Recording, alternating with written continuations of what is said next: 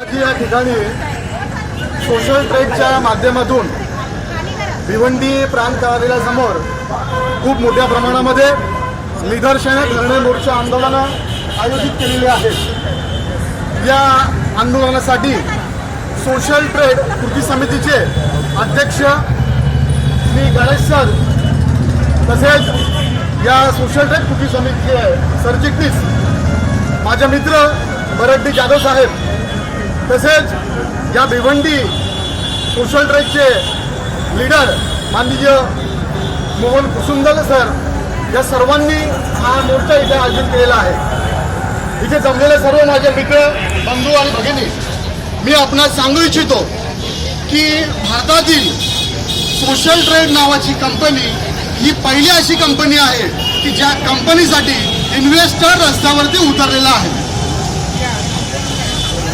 या कंपनीमध्ये काम करणारी जी लोक आहेत ही लोक सीएमडीच्या समर्थनासाठी रस्त्यावर उतरलेली आहेत।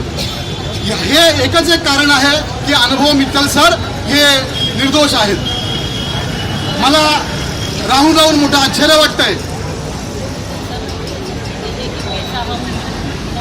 मला राहून राहून असं आश्चर्य वाटतंय की या सोशल ट्रेडच्या माध्यमातून जवळजवळ 3,700 करोड रुपयाचा उलाढाल झाली असं झी चॅनलच्या माध्यमातून आम्हाला समजलं। आणि एसटीएफ सरकार, यूपी सरकारच्या एसटीएफ यंत्रणेने, ज्याला आपण स्पेशल टास्क फोर्स म्हणतो, त्या यंत्रणेने, त्या तपास यंत्रणेने सोशल ट्रेडच्या वरती गुन्हा दाखल केला।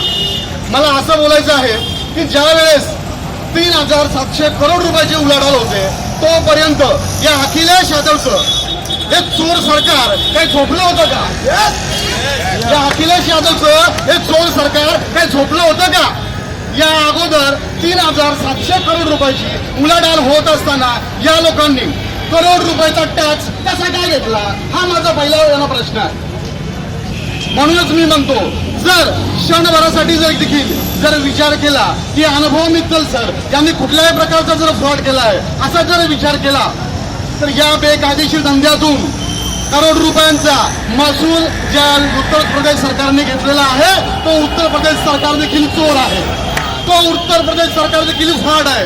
आणि म्हणून आमचं म्हणणं आहे की या उत्तर प्रदेश सरकारवरती गुन्हे दाखल करावेत आणि या उत्तर प्रदेश सरकारला या गुन्ह्यामध्ये सहआरोपी करण्यात यावं असं आमची मागणी आहे। तसेच माझं असं म्हणणं आहे